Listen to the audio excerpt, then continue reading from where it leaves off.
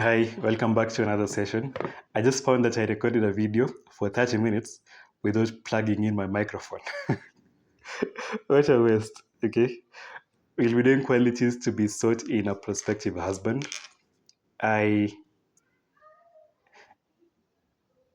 I don't have the resources or the qualifications to be a teacher on what to look for in a boyfriend because I'm the one on the spotlight. People usually tell me, or at least I've heard from close friends, that they think I'm good with teaching stuff, which is flattering to know. But I shall do this. I'll be sharing from a book, so it's not much of what I know, but what is written there. I'm not the wisest person alive and never will be. So I got this T-shirt from my girlfriend, and I got this microphone from some girls who bought it for me. So I think I know a bit about girls. My my girlfriend again challenged me to learn subharmonics, singing subharmonics. So I'll try that in a few. And as an introduction, there's a book by John Berger. It's called Datonomics: How Dating Became a lopsided numbers game. Whenever there are more women than men, those with degrees, those with diplomas, those with academic qualifications, the dating tends to shift towards a more female-dominated kind of dating, where the males are free to roam about, are free to do as they will, if we may say. Okay, but whenever there are more men than women in a dating scene, let's say in Silicon Valley, the women are treated with more respect. They are more likely to have. There is more likely to be longer term relationships than where women are more than men. So it's really a numbers game. It has nothing to do with you. Okay, so in universities, even in Kenyan universities, even in medical school, there are more women than men. So it's it's as expected. Dating will be short term, majorly for sex, majorly for short term gratification. And by the time people finish school, they'll find that they don't have boyfriends, they don't have spouses, so to say. Okay, so qualities to be sought in a prospective husband. This is a religious perspective from the book Adventist Home by Ellen White, just like the other video. From the other video, we got 20 more subscribers and about 10 watch hours. So that's a lot. I'm actually thinking of focusing heavily on this. Yeah, but thank you so much for the help. Okay, now to subharmonics. So the song is Hoist the Colors. uh, I'm nervous. It says, I think you know the song. Yo. So let's go. Yo, hold together, hoist the colors high, heave ho, thieves and beggars, never shall we die. I miss the days I used to sing tenor and soprano. I can't sing that anymore. I guess I got old or my voice calcified. But I learned this more about reading. I've been reading one chapter of a book a day into my microphone and I'm recording it. The people who do voiceovers do it really slowly, so I think that's the goal. It's the goal. So let's begin. Okay, lastly, at my age, I'm 27. You get many mothers telling you that you should come marry my daughter. I'm not joking. This is true. It happens in church all the time. Okay, but rarely do you get someone saying, I have a son. Do you have a daughter?" So it shows that there are few good men. Okay, let's go. Before giving a hand in marriage, every woman should inquire whether he with whom she is about to unite her destiny is worthy. So there's the question of worthiness. So what constitutes a man being worthy? Let's learn. What has been his past record? We said previously that if somebody has a body count of 5 or more, their chance of being in a happy marriage is 40%. Of course, there are exceptions. We know those exceptions, right? You believe you're the one, right? The exception, eh? Okay. So that applies to men. A high body count is equally deleterious to men as to women. Okay? Is his life pure? These are religious books. So is his life pure from a moral perspective? Or is he a con man? Is he into wash wash, if you know what that is? Is the love which he expresses of a noble, elevated character? Or is it a mere emotional fondness? Emotional fondness is the infatuation which characterizes the in love phase or the infatuation phase.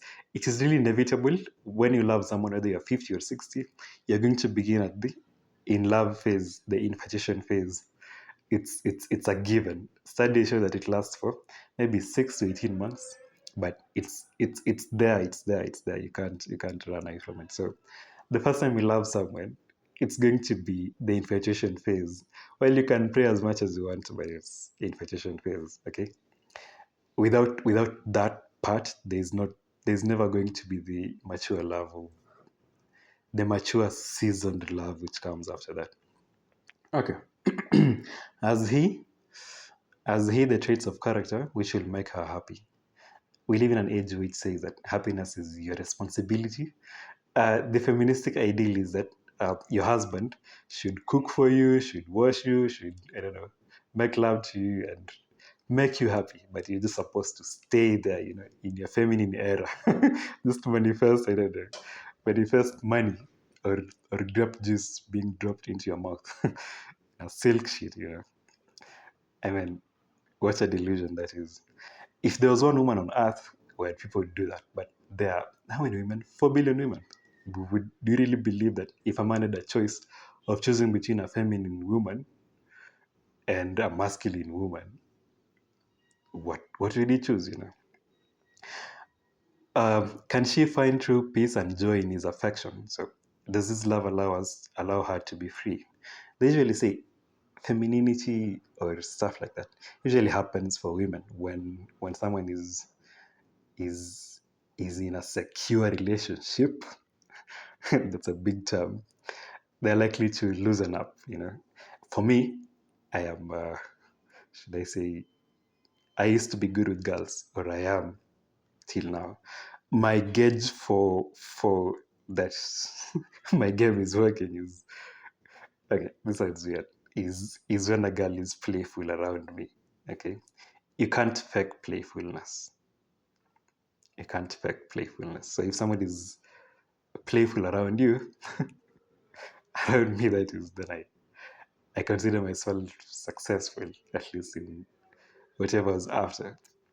But if somebody is, your philosophical sparring mates, which works for a while. I mean, like, yes, thank you, Madam Professor. Welcome to my school.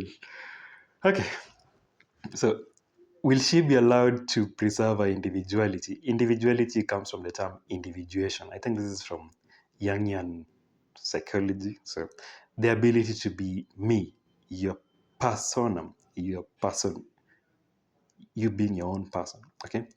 Or must her judgment and conscience be surrendered to the control of her husband? Of all the freedoms which God cares most about, the highest is the freedom of conscience. The desire to control somebody else's conscience is satanic. It's satanic. There's no other definition for it. The reason why God put Adam and Eve in a garden with a choice to choose between good and evil is because God is, should I say, pro-choice. God is for your choice. Okay, we should love God. We should love God out of choice, not out of compulsion. But God is, if you're to be forced to love God, God would actually disdain from that. From that, okay, love cannot be commanded. Love cannot be commanded. Again, back to my jab at feminism. You're like, men should. No, like, really, you're an adult. I don't owe you a thing. Okay, so Let's meet each other halfway. And that's better. Okay? So can she honor her Savior's claims as supreme? Even in a marriage, you're supposed to honor God's claims as above your parents, your husbands, your pastor, your pope, everyone, your president. It's God first, okay? Literally, it's you owe your existence to God, okay? Reformers died because of that, right? Because of the freedom of conscience, right? So it's something big. Will body and soul and thoughts and purposes be preserved pure and oily? I mean, people think you have access to a 24 access to a woman's body because you paid bride price and dowry. Like that's satanic. That's satanic. Like stop it, stop it. You don't have, I must say, even a free physical access to your wife just because you paid dowry. Yeah, it's her body, so you have to ask. Okay. Can she honor the Savior's claims? I think you've read that. These questions have a vital bearing upon the well being of every woman who enters the marriage relation. So you should ask these questions. You should ask these questions, or you should at least judge for yourself. Okay? For the past record, so paragraph 2. Let the woman who desires a peaceful, happy union, who would escape future misery and sorrow, inquire before she yields her affections, as my lover, a mother. Does your boyfriend or your prospective husband have a mother? How do they relate? For the most part, they just say like daughter, like mother, like father, like son, right? So I'm likely to date someone who looks like my mom, whether it be in height or in mean or disposition or how they behave generally. And you're likely to date someone who behaves like your father, if you're a father or at least a father figure. Okay? So, what is the stamp of her character? Which shades has she picked or has he picked from the mother? Uh, if I usually read books by narcissistic mothers, and they're usually like, if you think your mother is narcissistic, then you probably are too, to some degree, right? Because being loved for what you are all your life and not for who you are is going to prime you to look for that also, right? What do people nowadays love? A woman with a shapely body, maybe some disposition, then a man with money, cars, right? So being loved for what you are, right? Is that narcissism? Is it? So if he does not respect, is he mindful of her wishes and happiness? Does your husband or does your boyfriend care about the mother's wishes and happiness? If he does not respect and honor his mother, will he manifest respect and love, kindness, attention towards his wife? I mean, for the most part, you're a stranger to him. Okay, his mother is his mother. Well, there are a few mothers who are Mephistophelian, but for the most part, mothers are respectable, human beings, right? So if he does not care about his mother, do you think he'll care about you? Really? I mean, you're the exception to the rule. Okay. So from this line, I think women, should I say, deserve respect and love, kindness and attention. And people say that they the highest the secret to dating is communication. I think it just means attention. If somebody can go the whole day without talking to you, is it because they are surgeons, brain surgeons? Okay, we usually attend surgeries with senior doctors, and they pick phone calls even while doing laparatomy. So I mean, attention. I think attention, from attention, directed attention is what is called focus, right? So exclusivity of love is about focused attention to you as as a person. So when the novelty of marriage is over, will you love me still? Novelty is the first part. Remember, in the past years, people just find a woman and a man, then put them together, and then those marriages would work. Okay, well, maybe they're not happy marriages, but at least they would work then. So will your person love you still after the infatuation phase is over? And this you can judge from how they relate to people who they have no amorant feelings towards. Okay. Will he be patient with my mistakes, or will he be critical, overbearing, and dictatorial? Again, we said in the feministic era, women are the goddesses to be worshipped. It's always men who have the problems. It's always men who are in trouble. It's always men who need to change, who need to be socially rewired. There's this Duluth's model. Is it in American states where if you don't do as women say, you're taken to some place, you're literally socially re-engineered. Okay, and it still works. It's still there to this day. So Duluth's model, I think you can read about it, or you'll get to it over time. Okay, so women are human beings. They are capable of mistakes, just like men are. And in studies about child abuse, mothers are usually involved in about 60% of the cases. So if if we were to judge between the more evil gender in raising kids, it will actually be the female gender. But it's not a gender thing. I think it's an issue with violence. Should you stop femicide, or should you stop violence towards your spouse? What do you think? True affection will overlook many mistakes. Love will not discern them. So obvious, right? We are all flawed. You can't find a perfect partner, right? If you're not perfect yourself, or if you believe that you're delusionally perfect, uh, let's see how far that takes you. So, accept only pure manly traits. Let a young woman accept as a life companion only one who possesses pure manly traits of character, one who is diligent, aspiring, and honest, one who loves and fears God. So, diligence, aspiration, honesty, a love for God. So, these are the traits you should look for, or at least you should be on the lookout for. Okay. Again, people represent life as a journey. I don't know the correctness of that, but I guess we're all trying to reach something, maybe a more elevated character. In the past, that was actually the entire aim of life. To Peterson writes that in the past, life was viewed as a drama to be lived. Today, we view life as a problem to be solved.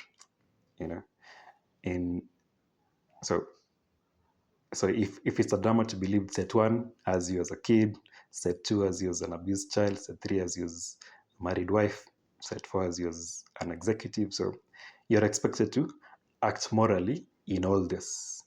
Okay, but if life is a problem to be solved, well, how can you solve childhood? How can you solve marriage? Like, what do you want to solve there? Okay, to the last paragraph. Shun those who are irreverent, people who scoff at religion. Shun one who is a love of idleness. Idleness.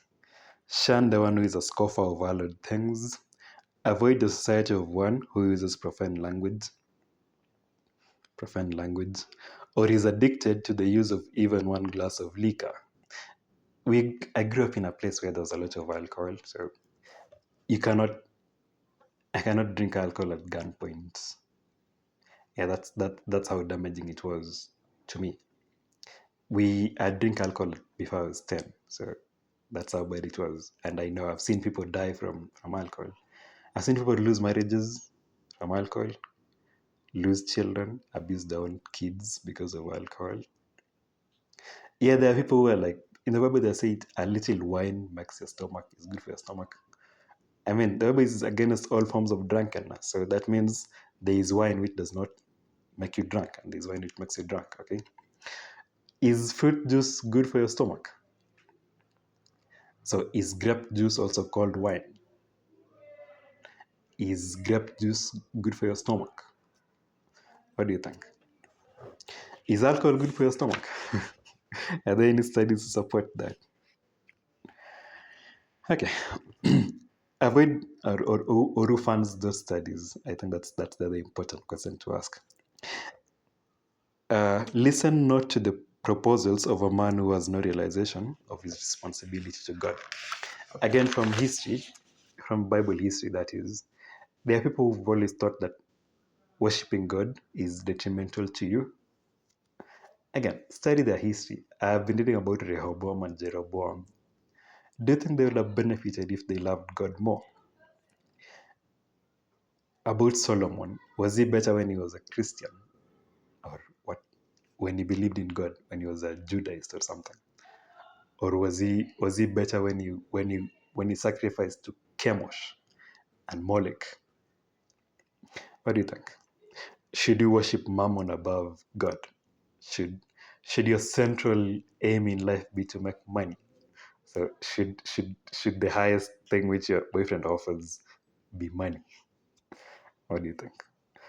The pure truth which sanctifies the soul will give you courage to cut yourself loose from the most pleasing acquaintance, whom you know does not love and fear God, and knows nothing of the principles of righteousness. So, biblically, you're allowed to cut off someone. If somebody does not lead you into the right path, you're allowed to drop them. Amos 3 verse 3, can two work together except they be agreed? So, you're going to be affected by the person you spend your time with. So, none can affect you more than your own husband. So, choose wisely, as they say. We may always bear with our friends' infirmities. Let's say somebody is struggling to stop alcohol. That's an infirmity. That's a weakness. And with his ignorance, let's say somebody does not know. There are people who are trying. There are men who are trying to date and they've never read a single book on, dating. They have never attended a single seminar. They have never asked a thing about women. So you're sure these are the people you want to end up with. So we may always bear with a friend's infirmities and with his ignorance, but never with his vices. So again, back to the alcohol issue. So there's someone who has alcohol as a vice. They are into it.